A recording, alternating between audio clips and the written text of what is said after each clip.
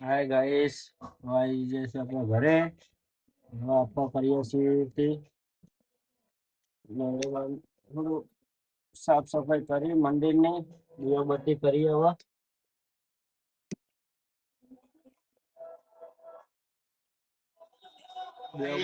આપણા કરી દીધા દીવાબત્તી.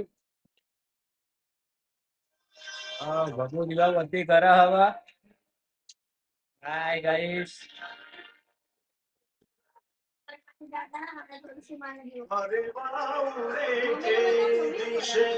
હવે આજે અમારા ઘરમાં રસોઈ મારી મમ્મી બનાવશે. એવા બનાવે છે મારી મમ્મી મારી માટે ગાજરનો હલવો. તમારા ગાઈસ ખાવા આવી જજો ગાજરનો હલવો. ગાઈસ હવે આપણા ગાજરનો હલવો બની ગયો છે. તમારે ખાવો તો આવી જજો. એનો ગાજરનો હલવો ને ફૂમતાજી બે જોઈએ જો.